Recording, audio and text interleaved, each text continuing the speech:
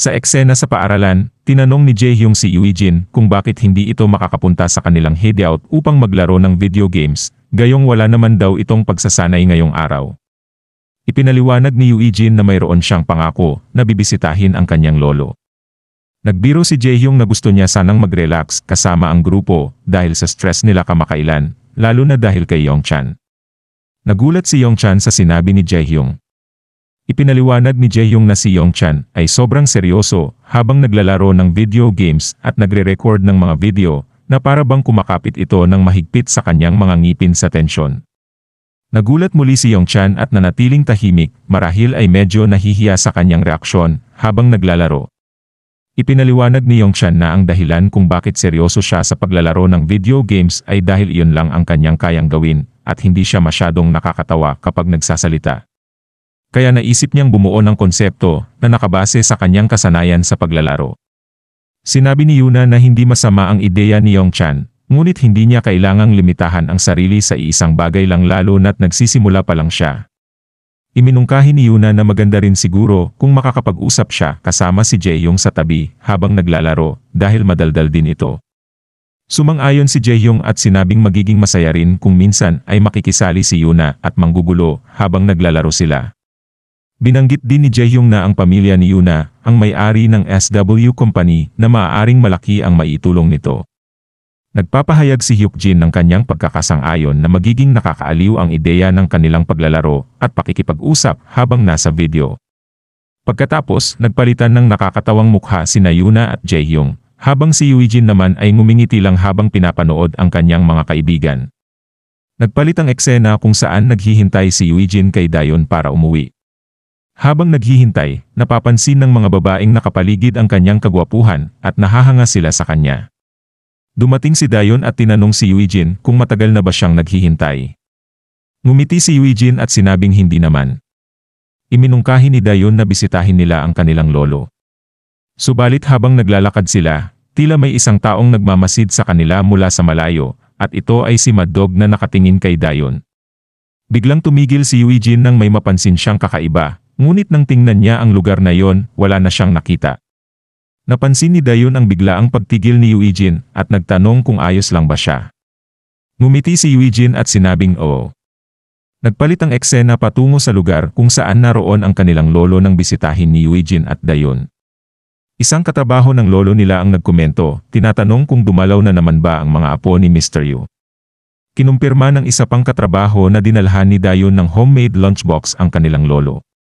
Pinuri nila ang magkapatid sa kanilang kabaitan at sa pagiging laging nandyan para sa kanilang pamilya na hindi tulad ng karamihan sa mga kabataan ngayon.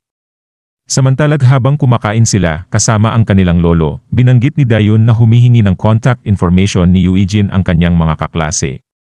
Nagbiro ang kanilang lolo na mukhang sikat si Eugene. Tinanong din niya si Dayon kung mayroon siyang gusto sa mga lalaki sa kanyang klase, na ikinagulat at ikinahiya ni Dayon. Nahihiya siyang sumagot na wala siyang gusto sa kahit sino. Samantala, muling napansin ni Eugene na may isang tao na tila nagmamasid sa kanila. Sinubukan niyang tingnan kung sino ito, ngunit wala siyang nakita. At nagpalit ang eksena patungo kay Mad Dog na naglalakad habang nagmumuni-muni sa kanyang nakaraan. Naalala niya ang isang pagkakataon kung saan may nagulat sa kanya tungkol sa kalagayan ng isang maliit na brat na si Eugene. Sinabi ng sundalo na buhay pa ito, ngunit hirap na hirap. Nagkomento si Mad Dog na kahit interesante ang sitwasyon, kung hirap na si Eugene sa kasalukuyang intensidad ng pagsasanay, tiyak na hindi niya malalampasan ang mas matinding pagsasanay sa hinaharap. Ipinaliwanag ng sundalo kay Mad Dog na bagamat pareho ang opinyon ng ibang instructors tungkol kay Eugene, hindi ito ang unang beses na nakalampas si Eugene sa mahihirap na sitwasyon. Sinabi niyang unti-unti nang tumaas ang ranggo ni Eugene, at nagsimula nang magtipon ang ibang trainees sa paligid niya. Nagpakita ng interes si Mad Dog sa narinig, tila nagulat siya sa progreso ni Eugene. Bumalik siya sa kasalukuyang panahon at nagmuni-muni na dati, si Eugene ay isang perpektong sundalo. Habang nag-iisip, naalala ni Mad Dog si Eugene noong nasa mahigpit na pagsasanay ito, hanggang sa makuha niya ang code name na 01, at naging leader ng isang grupo ng numbers. Ngunit ngayon ay tila lubos na siyang nagbago. Nakangiti si Mad Dog habang sinasabi na ngayon may kakayahan na siyang magdulot ng pinakamalaking sakit kay Eugene.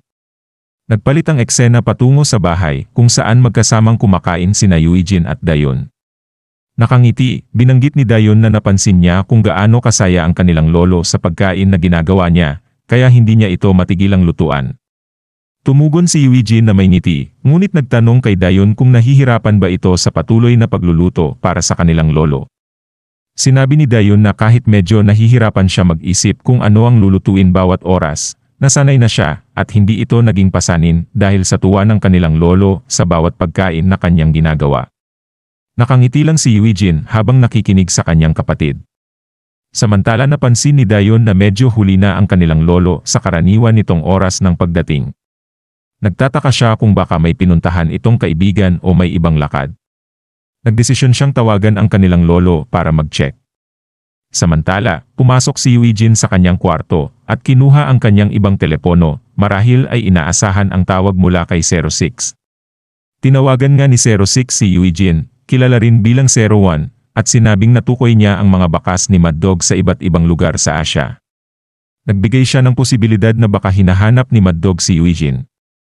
Tahimik lang si Eugene habang nakikinig sa impormasyon. Binanggit ni 06 na maaaring mali siya, ngunit pinapayuhan niya si Eugene na mag-ingat pa rin. Binigyang diin niya na hindi nila alam kung saan maaaring lumitaw si Mad Dog. Tugon ni Eugene na naiintindihan niya at mag-iingat siya. Pagkatapos ay tinapos na ni Eugene ang tawag. At tinawag naman ni Dayon si Eugene sa kanyang kwarto at sinabing hindi sumasagot ang kanilang lolo sa telepono. Plano ni Dayon na pumunta sa bus stop para tingnan kung naroon ang kanilang lolo. Nagulat si Eugene nang malaman na hindi sumasagot ang kanilang lolo at hindi rin ito nag-check ng kanyang mga mensahe. Sinabi ni Eugene kay Dayon na manatili siya sa bahay. Nagtataka si Dayon sa kanyang sinabi, ngunit numiti si Eugene at sinabing siya na lang ang pupunta para tingnan ang kalagayan ng kanilang lolo. At lumabas na nga si Eugene ng kanilang bahay at tinangkang tawagan ang kanilang lolo. Habang nasa labas, iniisip ni Eugene na hindi talaga sumasagot ang kanilang lolo sa telepono. At biglang may sumagot sa kabilang linya, nagulat si Eugene at naisip niya na hindi ito ang boses ng kanyang lolo. Tinanong niya kung sino ang nasa kabilang linya.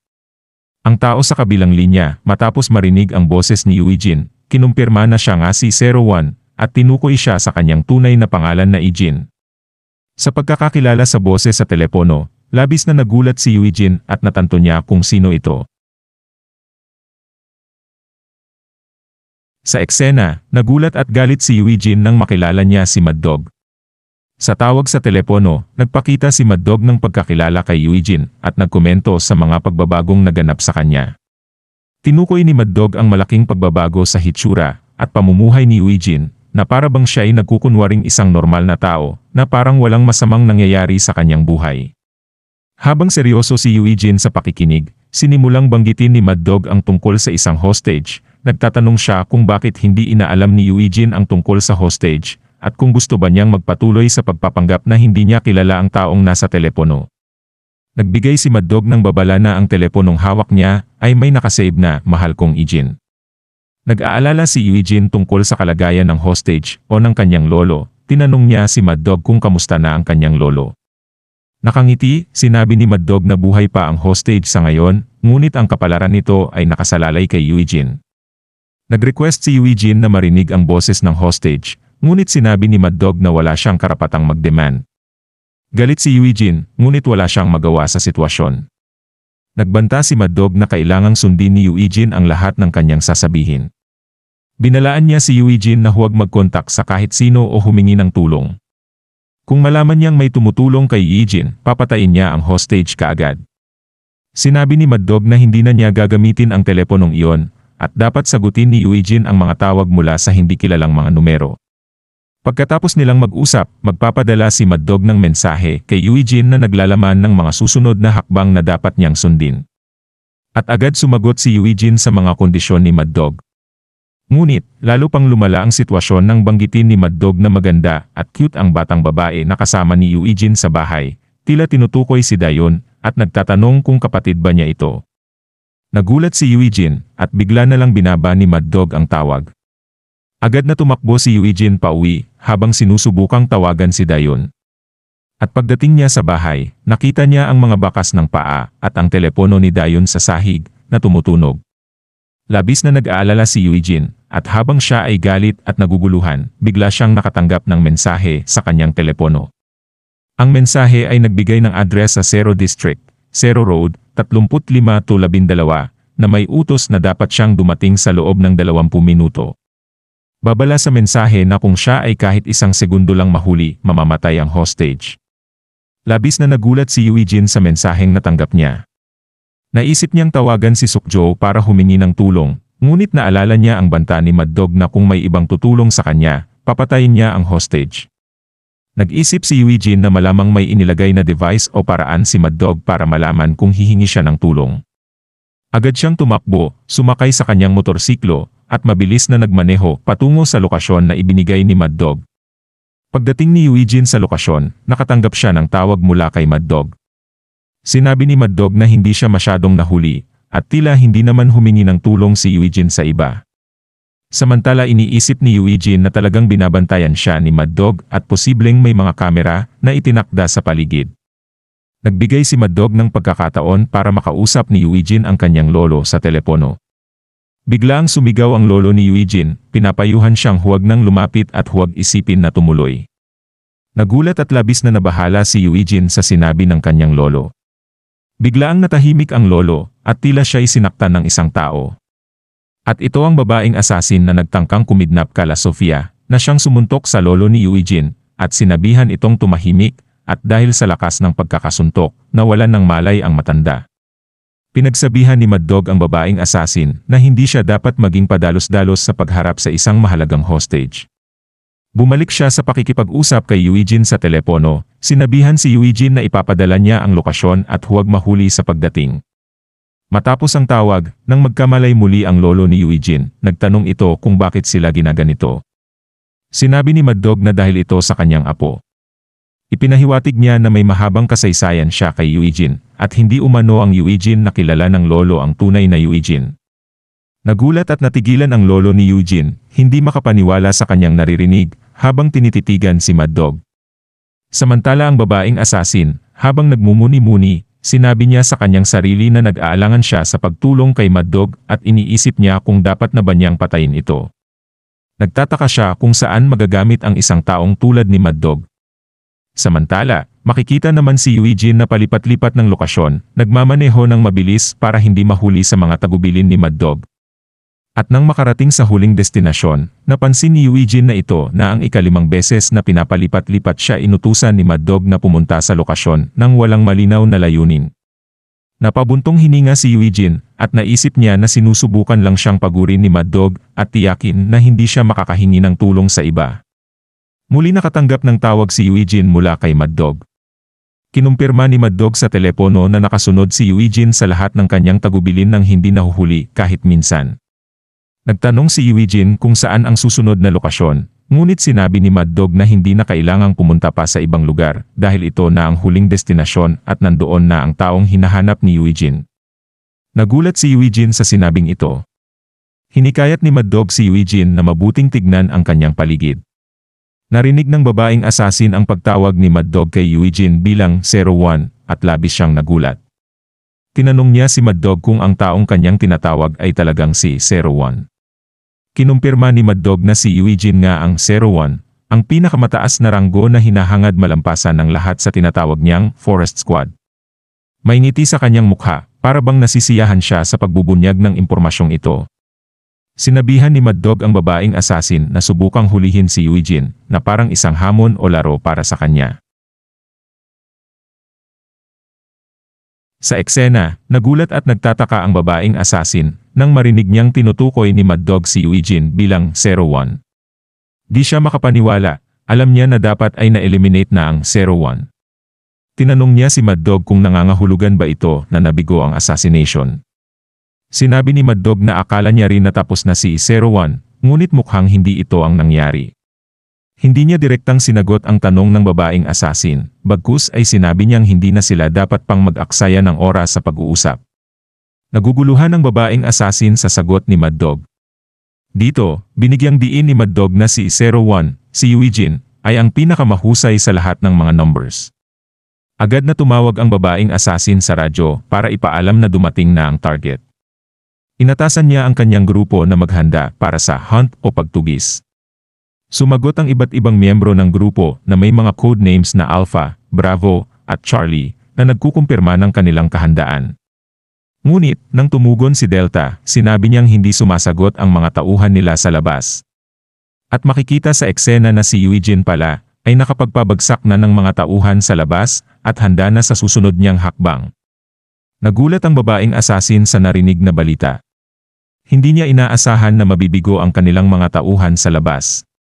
Nakangisi si Mad Dog habang sinasabi niya sa babaeng assassin na binalaan na niya ito at tama ang kanyang sinabi na si 01 ang kanilang hinahabol. Nagtatanong ang babaeng assassin kung ano ba talaga ang plano ni Mad Dog. Tinanong niya kung dapat ba nilang ituon ang pansin kay 01 kahit na mayroon silang hostage. Ngumiti si Mad Dog at sinabi na ang buong forest o ang kanilang organisasyon ay matagal nang naghahanap kay 01. Sinabi niya na hindi ito magiging madali. Nagulat ang babaeng assassin sa sinabi ni Mad Dog, ngunit handa na siya para sa pag-atake. Sinabi niyang posible itong gawin kung tama ang kanilang pagkilos, at binanggit niya na wala siyang intensyon na basta lang mahuli si 01. Nakangiti si Mad Dog habang hinahamon niya ang babaeng assassin na subukang hulihin si Eugene. Nagpakita rin ng ngiti ang babaeng assassin at muling tumawag sa radyo para magbigay ng bagong utos sa kanyang grupo. Inutusan niya ang lahat na baguhin ang kanilang layunin, hindi na lang basta mahuli si 01 kundi patayin na ito. Naniniwala siyang kung mapapatay niya si 01 na kinatatakutan ng forest, tataas ang kanyang ranggo sa loob ng kanilang squad. Samantala, iniisip ni Eugene kung nasaan si Mad Dog. Pinag-iisipan niya kung nasa mas mababang palapag ba ito o sa itaas. At biglang nakatanggap si Eugene ng tawag mula kay Mad Dog. Sinabi ni Mad Dog na ang mga taong nasa lugar na ito ay lahat mula sa forest, at dahil ang lugar na ito ay ginawa bilang kapalit ng kanilang camp, hindi nila pahihintulutan ang isang prey tulad ni Eugene na makatakas. Hinamon ni Mad Dog si Eugene na tinawag niyang 01 na mabuhay laban sa mga taong ito at makarating sa kinaroroonan ni Mad Dog. Kung hindi makakarating si Eugene, mamamatay ang hostage. Dagdag pa ni Mad Dog, kung mamamatay si Eugene, wala na ring silbi ang hostage, kaya kailangan niyang mabuhay. Matapos ibaba ni Mad Dog ang tawag, napansin ni Eugene na may grupo ng mga kaaway na papalapit. Agad siyang kumilos, nagtago, at isa-isang pinaputukan ang mga kaaway.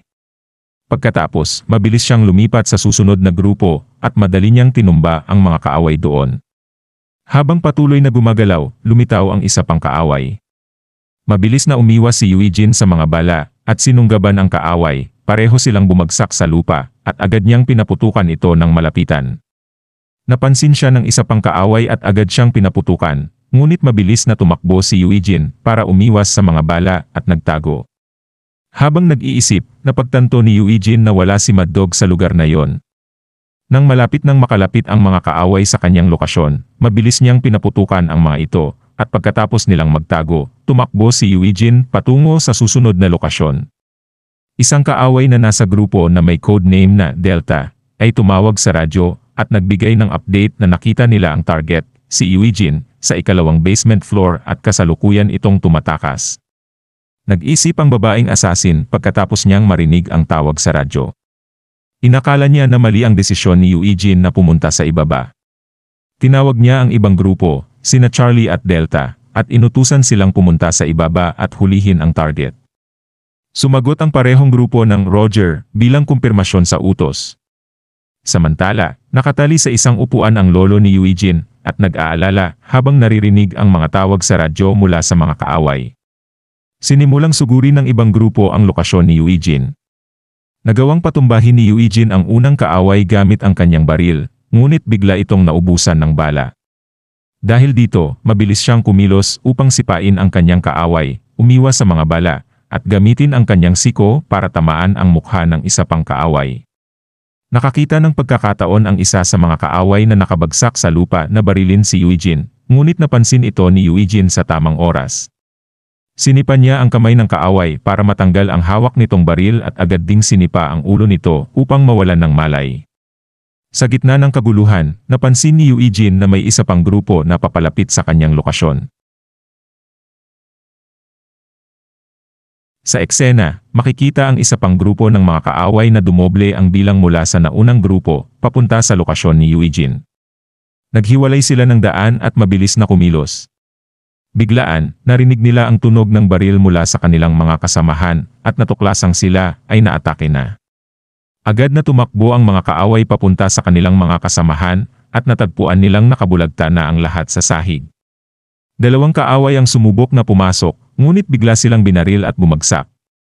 Nagulat ang kanilang mga kasamahan sa labas nang makita nilang bumagsak ang kanilang mga kasamahan. Nagpasya ang natitirang mga kaaway na pumasok at habulin si Eugene. Makikita si Eugene na nagtatago sa isang sulok, bitbit ang kanyang baril na wala ng bala. Nakita ng mga kaaway ang katawan ng kanilang mga kasamahan sa sulok at nagpasya silang unahin itong suriin, habang dahan-dahang pumapasok sa lokasyon kung saan nagtatago si Eugene. At nagawang agawin ni Eugene ang baril mula sa isa sa kanyang mga kaaway at agad itong itinutok sa kanya. Nang itaas ng kaaway ang kanyang mga kamay bilang pagsuko, hindi pinaputukan ni Eugene ang kaaway. Ang kasamahan ng kaaway na nasa labas, nakakita sa nangyari sa kasamahan, ngunit hindi kayang barilin si Eugene dahil sa makipot na daanan at dahil nakaharang ang kasamahan sa buong katawan ni Eugene. Sinamantala ni Eugene ang sitwasyon at agad na binaril ang kaaway mula sa likuran, at kasunod nito, ang natitirang kaaway sa harapan na agad ding bumagsak sa lupa. Isa pang kaaway ang dumating at agad na nagpaputok kay Eugene. Mabilis na umiwas si Eugene at tumakbo patungo sa kabilang direksyon. Nagslide siya sa lupa at agad na binaril ang paparating na kaaway.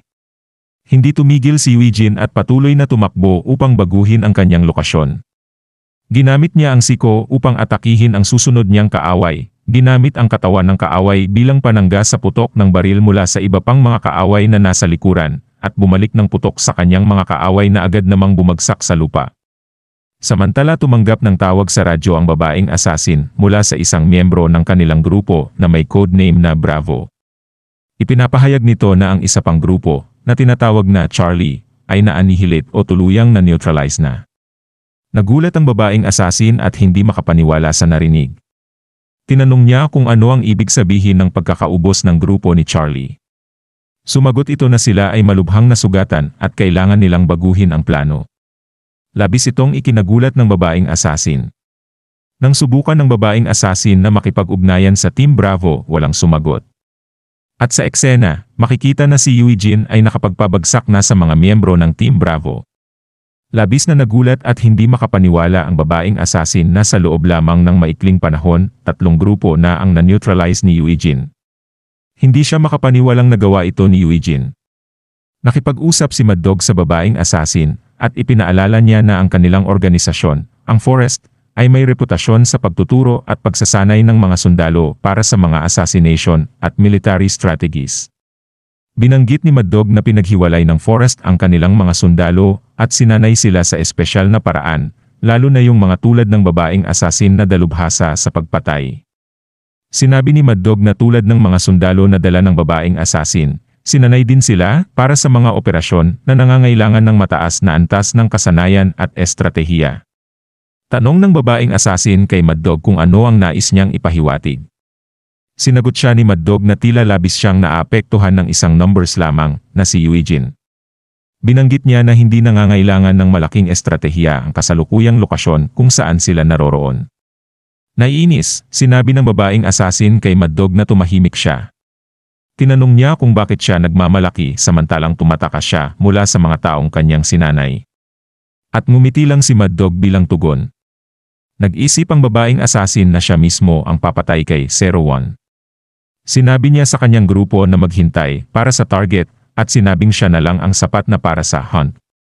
Samantala habang naglalakad si Eugene sa hagdan, bigla niyang nakita ang isang kaaway at nagkaputukan sila agad. At ito ang babaeng assassin na pinuri ang bilis at timing ni Eugene sa pagpapaputok na nagpapakita ng kanyang kasanayan bilang pinakamahusay.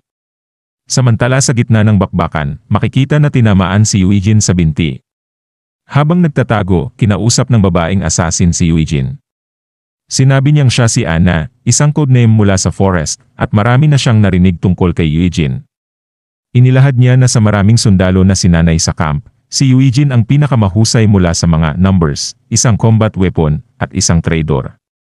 At habang nakikinig si Eugene sa kanyang kaaway na si Anna, agad niyang binaril ang direksyon kung saan nanggagaling ang boses. Ngunit nang tumingin si Anna sa kinaroroonan ni Eugene, nagulat siya at agad na nagtago, habang si Eugene naman ay tumakbo papalayo pagkatapos magpaputok upang baguhin ang kanyang lokasyon. Nagulat ang babaeng asasin at naalala na si Eugene at ang kanilang huling laban na dahilan kung bakit siya nabigo sa kanyang misyon na iyon. At patuloy na hindi makapaniwala na si Eugene pala ang 01. Sa eksena, tinawag ng babaeng asasin si Eugene bilang 01 habang nagtatago siya sa sulok. Nang subukan niyang lumapit, agad siyang pinaputukan ni Eugene, ngunit nakailag siya at agad na nagtago. Sinabi ng babaeng asasin na ngayon ay may katuturan na ang lahat. Naniniwala siya na hindi lang basta bodyguard ang isang tulad ni Eugene. Inalala niya kay Eugene na sinabi niya dati na magkikita silang muli hindi pa matagal ang nakalipas. Naalala ni Eugene ang babaeng nakalaban niya dati. Ipinaliwanag ng babaeng asasin na nainis siya nang mabigo siya sa kanyang misyon at kailangang linisin ang gulo ni Mad Dog, ngunit hindi niya inaasahan ang pagkakataon na ito. At habang nakikinig si Eugene, biglang nagtapon ng granada ang kanyang kaaway. At agad tumakbo si Eugene at nagtago upang protektahan ang sarili mula sa pagsabog. Handa na sanang umusad ang babaeng asasin pagkatapos ng pagsabog ng granada, ngunit nagulat siya nang biglang takpan ng isang tela ang kanyang paningin na inihagis ni Eugene. At agad sinamantala ni Eugene ang pagkakataon na ito upang tumalon at barilin ang babaeng asasin, ngunit nagawa nitong umilag. Nagpatuloy si Eugene sa pagtatago habang nakikinig sa mga kilos at salita ng babaeng asasin. Tinanong ng babaeng asasin si Eugene kung ano ang kanyang ginagawa at kung iniisip ba niyang maililigtas siya ng pagtatago niya. Habang nag-uusap sila, biglang may isa pang granada na itinapon patungo sa lokasyon ni Eugene mula sa kanyang kaaway. At agad muli tumakbo si Eugene upang makaiwas sa pagsabog ng granada. At habang tumatakbo siya, nagawang barilin siya ng babaeng asasin sa balikat. At sa kabila ng pagkakasugat, nagawa rin ni Eugene na barilin ang babaeng asasin upang mawalan ito ng kontrol sa baril at agad niyang sinunggaban ang babae, dahilan upang sila ay parehong bumagsak sa lupa. Nakatayo agad ang babaeng asasin at itinutok ang isa pa niyang baril kay Eugene. Ngunit sa isang mabilis na kilos, naunang umatake si Eugene at inalis ang baril sa kamay ng babae, at sunod-sunod na sinugatan ang binti at braso nito.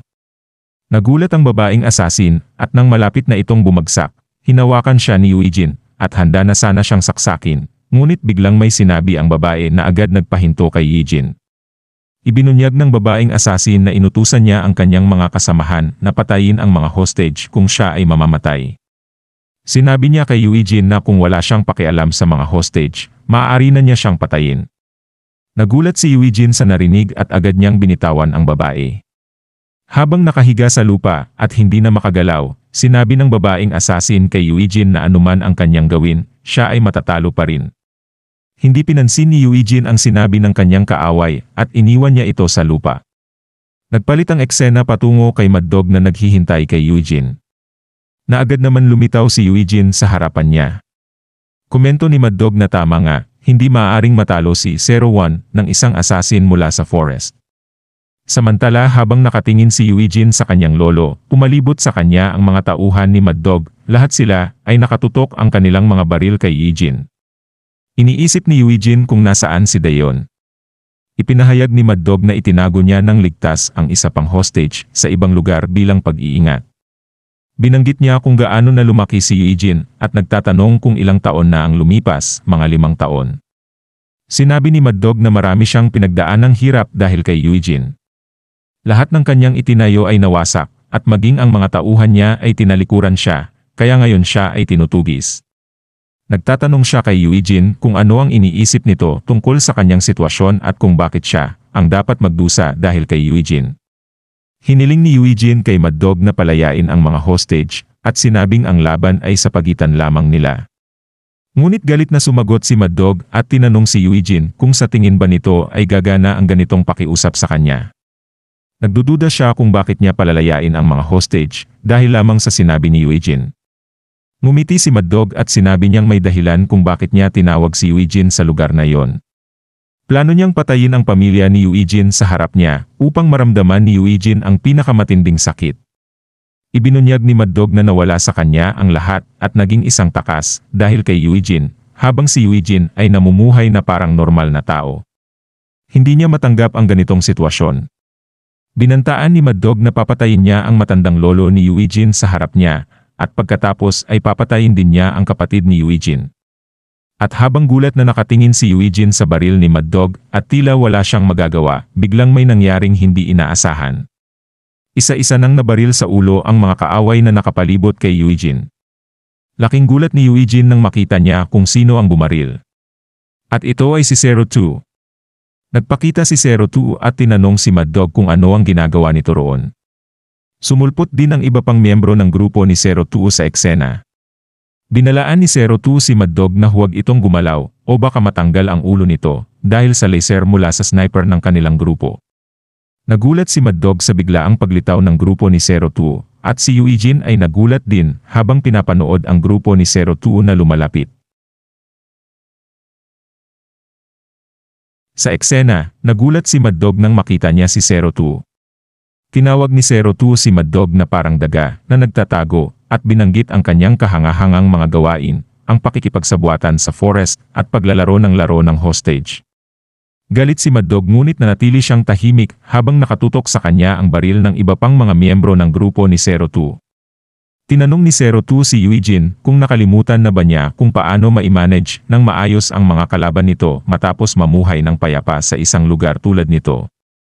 Sumagot si 04 na mukhang maayos naman daw si Eugene.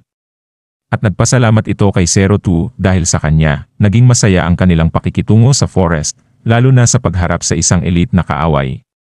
Kinuwestiyon ni 02 si Eugene kung bakit mayroon siyang iniwan na buhay at hindi ba niya naisip na maaaring maging mas mapanganib ito. Tahimik lamang si Eugene habang nakikinig. Nakangiti si Mad Dog habang inaamin niyang hindi niya inakalang darating ang grupo ni 02 sa lugar na iyon. Tinawag siyang traitor ni 04 at nagagawa pang magkunwari na kalmado sa sitwasyon. Biglang sinabi ni Mad Dog kay Eugene na hindi ba nito nakakalimutan na ang kapatid niya ay nasa ibang lugar. Nagulat si Eugene sa sinabing ito. Sinabi ni Mad Dog kay Eugene na tinawag niyang 01 na kung gusto niyang iligtas ang kanyang kapatid, dapat niyang patayin ang mga kasamahan ni 02 at palayain si Mad Dog. Sa ganitong paraan, palalayain ni Mad Dog ang hostage. Nagulat ulit si Eugene sa sinabing ito. Sa sandaling yon, nagtitigan sina Eugene at 02 habang naghihintay ang ibang miyembro ng kanilang grupo sa magiging aksyon ni Eugene. Biglang sumigaw si Mad Dog, tinatanong si Eugene kung bakit hindi ito kumikilos at kung wala ba itong pakialam kung mamamatay ang kanyang kapatid. Sa hindi inaasahang pagkakataon, binaril ni 02 si Mad Dog sa binti at nagsalita na masyadong lumalakas ang ingay nito. Nagbabala si Mad Dog kay Eugene na kung hindi siya makakontak sa kanyang mga tauhan, papatayin nila ang hostage. Nagulat si Eugene sa sinabing ito, ngunit may iba pang sinabi si 04. Sinabi ni 04 na hindi niya iniisip na mangyayari yon. Lahat ng mga tauhan ni Mad Dog na maaaring pumatay sa hostage ay tinalo na.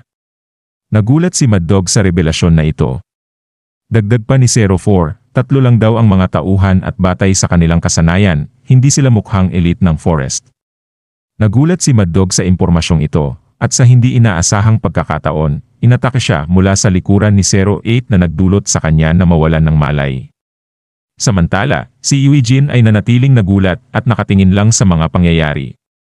Ibinunyag ni 08 kay Eugene na ang kanyang nakababatang kapatid na si Dayon ay ligtas at nasa itim na van na nakaparada sa ibaba. Gulat na gulat si Eugene sa narinig. Sinabi ni 02 kay Eugene na nagkataon lang ang lugar kung saan nila hinarap si Mad Dog at ang kanyang kapatid ay naroon din, marahil di talaga nila intensyon o talagang gusto lang ni 02 na wag isipin ni Eugene na tinulungan nila talaga ito. Gulat si Eugene habang nakatingin kay 02 at dumaan si 02 sa tabi ni Eugene habang umalis kasama ang kanilang grupo. Habang dumaan ang iba pang miyembro ng grupo ni 02, sunod-sunod nilang tinapik ang balikat ni Eugene. Nanatiling tahimik si Eugene at tila nagulat pa rin habang pinapanood niya ang pag-alis ng grupo sa lugar. Lipat ang eksena sa gusali ng SW, nag-uusap ang chairman at ang kanyang personal na bodyguard. Ibinahagi ng bodyguard na nang puntahan niya ang lugar na binanggit ni Eugene, wala siyang nakitang bangkay, tanging mga bakas lamang ng barilan at dugo. Lumalabas na may naglinis ng mga bangkay sa lugar. Base sa mga bakas, mukhang naganap ang isang malaking labanan doon. Idinagdag ng bodyguard na parang isang makabuluhang antas ng labanan ang nangyari batay sa mga natagpuang bakas. Nagtatanong ang chairman tungkol sa kalagayan ng pamilya ni Eugene. Sinagot siya ng personal na bodyguard ng chairman na walang problema sa kapatid ni Eugene at ang kanyang lolo ay maayos din maliban sa nasugatang bibig at ilang minor na paso. Mukhang walang alam ang kapatid ni Eugene tungkol sa sitwasyon dahil karamihan sa oras ay walang malay ito. Ang lolo naman ay tila hindi rin agad nakabalik sa malay. Batay sa kondisyon, tila mas malubha ang mga sugat ni Eugene. Sinabi rin ng bodyguard na, bukod sa pagiging isang mercenary, may iba pang nakaraan si Eugene. Plano niyang magsagawa ng mas malalim na investigasyon tungkol kay Eugene. Sinabi naman ng chairman na hintayin na lamang nilang ikwento ni Eugene ang nangyari. At sumang-ayon naman kaagad ang bodyguard at naintindihan ang utos. Nagpalit ang eksena patungo sa SW Hospital. Makikitang nag-aalangan si Eugene habang nakatayo sa labas ng kwarto kung saan naroon si Dayon at ang kanilang lolo. Nang buksan ni Eugene ang pinto, parehong nagulat si Dayon at ang kanilang lolo nang makita si Eugene. Nag-aalalang tanong ni Dayon kung okay lang ba ito. At nagtanong din ang lolo ni Eugene kung okay lang ba talaga itong maglakad-lakad na. Sinabi ni Eugene na ayos lang siya, ngunit baka sa kanyang mukha ang kalungkutan. Humingi siya ng paumanhin at inulit na talagang nagsisisi siya. Nagulat sina Dayon at ang kanilang lolo sa sinabi ni Eugene. Kitang-kita ang pagsisisi at lungkot sa mukha ni Eugene habang binabanggit niya na dahil sa kanya. At bago pa man niya matapos ang kanyang sasabihin, agad siyang niyakap ng kanyang lolo na nagdulot ng gulat kay Eugene. Habang yakap si Eugene, sinabi ng kanyang lolo na hindi na kailangan pang sabihin ni Eugene ang lahat at ayos lang. At habang umiiyak, sinabi ng lolo ni Eugene na magsalita lamang si Eugene kapag handa na siyang magkwento. Samantala napaiyak naman si Dayon habang pinapanood ang kanyang kapatid at lolo na magkayakap. At dito na po muli natatapos ang yugtong ito. Maraming salamat po. Huwag pong kalimutan mag-like at mag-subscribe para sa mga susunod na kabanata. Hanggang sa muli.